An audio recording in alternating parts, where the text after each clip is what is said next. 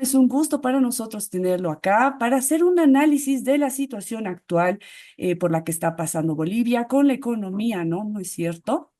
Entonces vamos a proceder a hacerle unas preguntas para que podamos hacer el análisis bajo su perspectiva. Dígame, ¿cómo será posible resolver la crisis económica en el país en el corto o mediano plazo? ¿O estamos enfrentando una situación similar a la de los 80? Bueno, mira, yo creo que el primer paso para reconocer y para caminar hacia una solución es reconocer en primer lugar que estás frente a un problema y no negarlo. En realidad que estás frente a muchos problemas económicos. Y yo creo que también hace unas semanas escuchaba un pedido de gremiales que decían, díganos la verdad. Por lo tanto, el primer paso para salir de esta crisis económica es reconocer que tienes un problema y mostrar todos las debilidades que tiene la economía boliviana. Es a partir de un buen diagnóstico que tú puedes dar soluciones de corto, mediano y largo plazo.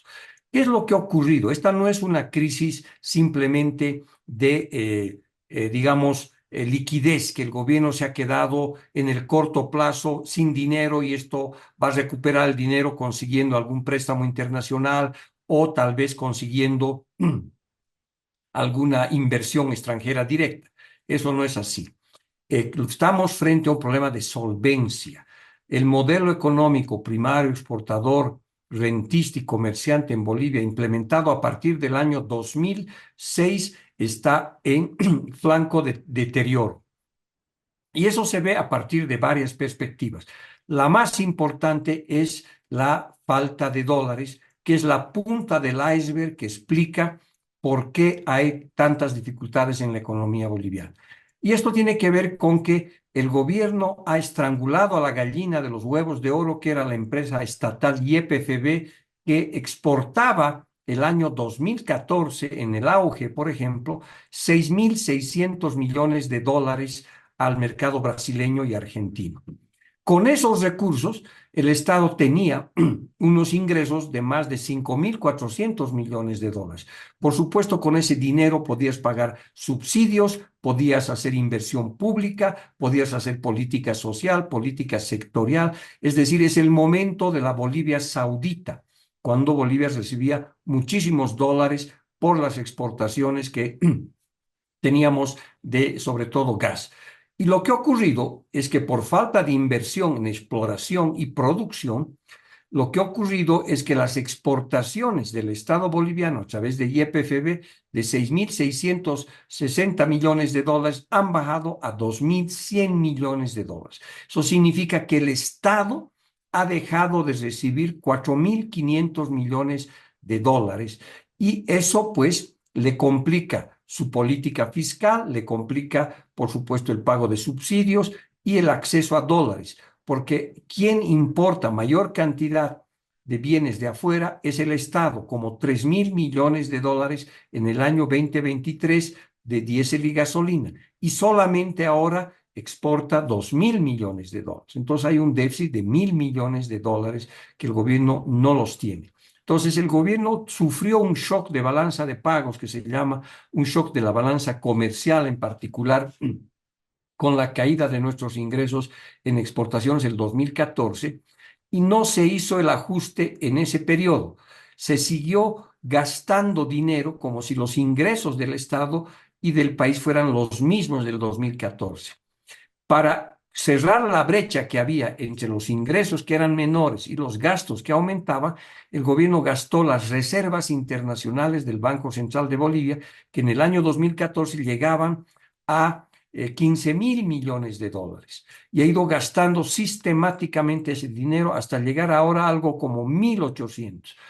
No contentos con eso, hicieron una operación de swap, de intercambio de dinero, y habían 3.000 millones de dólares que el gobierno, que los privados tenían en los bancos y hicieron un swap de monedas, agarraron esos dólares adicionalmente y entregaron bolivianos a los bancos para que hagan préstamos y gastaron otros 3.000 millones de dólares.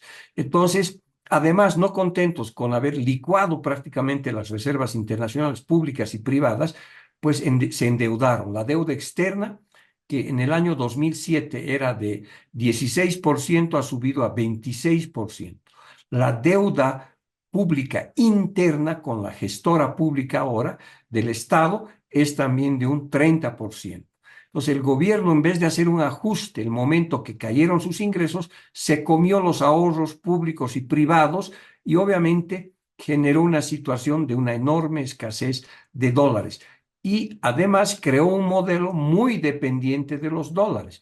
Bolivia importaba en el año 2005, 2006, como 3.000 millones de dólares entre contrabando y comercio legal.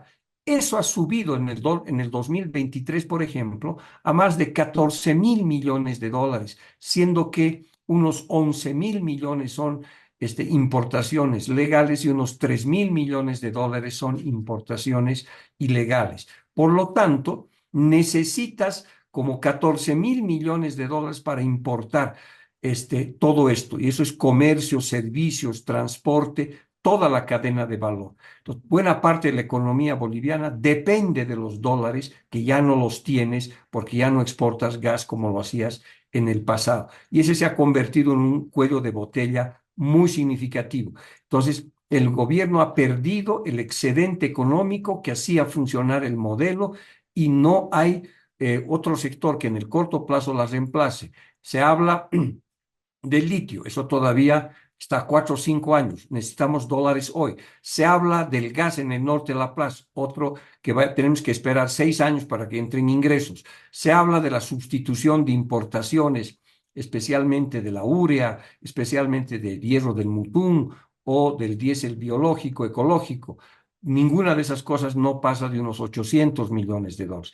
Entonces, el tema es estructural, es el agotamiento del modelo primario exportador, rentista y comerciante que está haciendo aguas y cuyo principal síntoma es la escasez de dólares que se ha vuelto como un dominó, ¿no es cierto?, que afecta a la escasez de diésel y está haciendo parar el aparato productivo nacional.